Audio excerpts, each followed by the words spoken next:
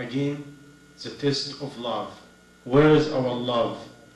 Our love to a man, our love to our children, our love to our mother and father?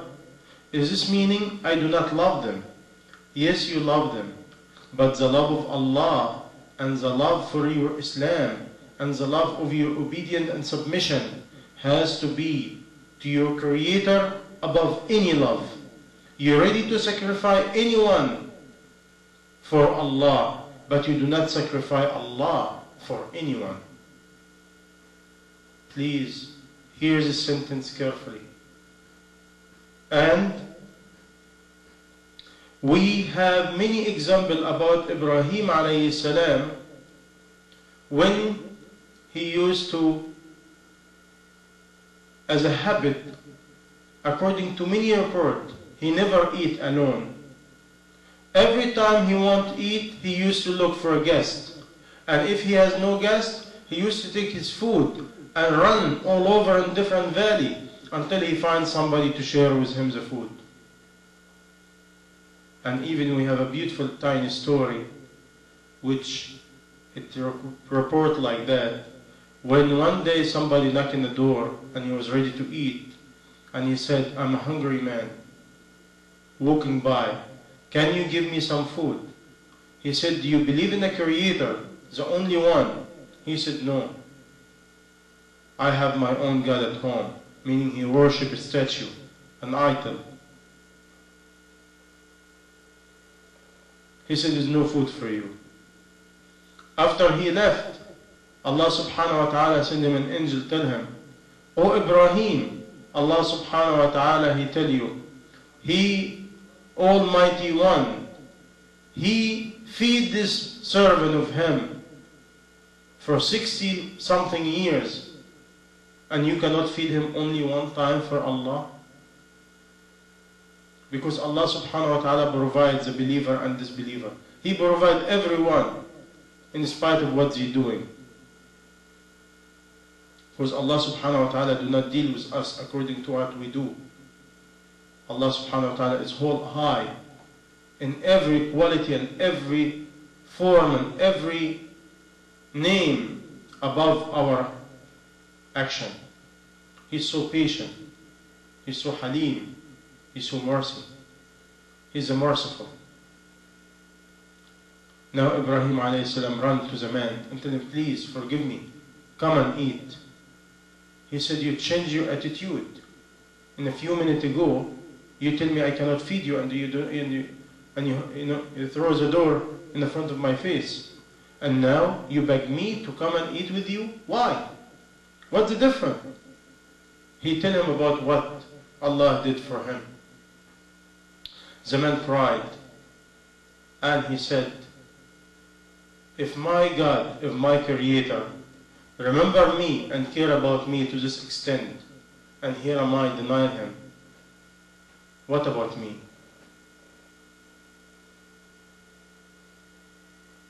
Think about it.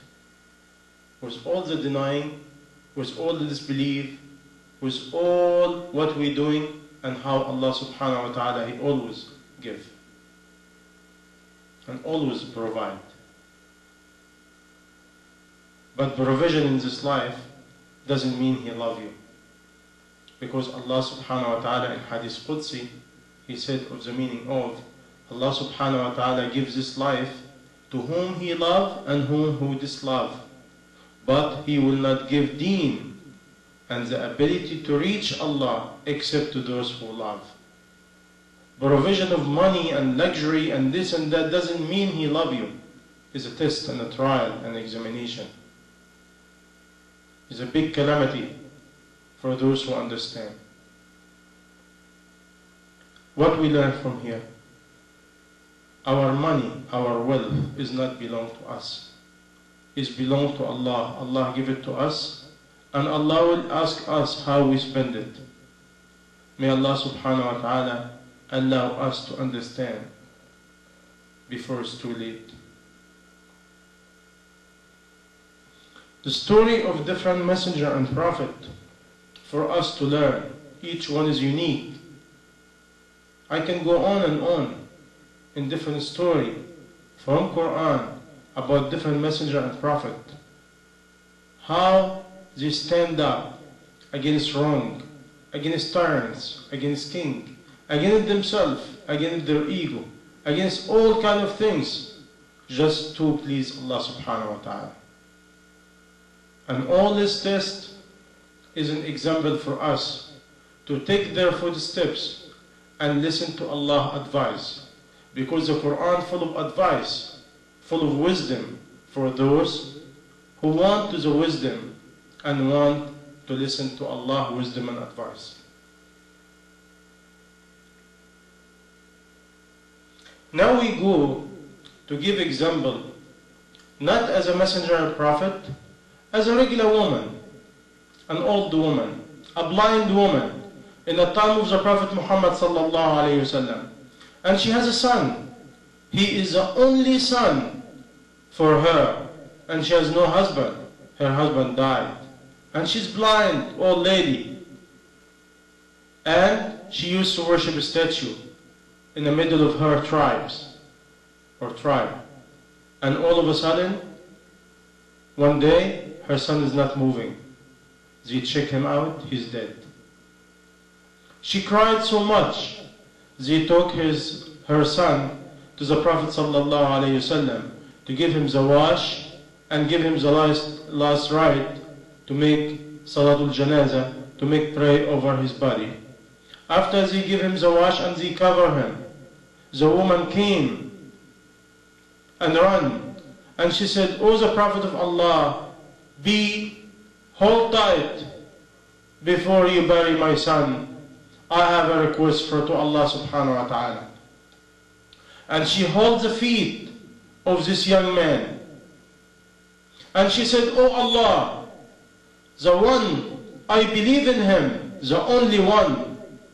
I believe in you. I deny all kind of idol for you. And I left my tribe. I left my family only for you. And I'm blind lady. I need my son.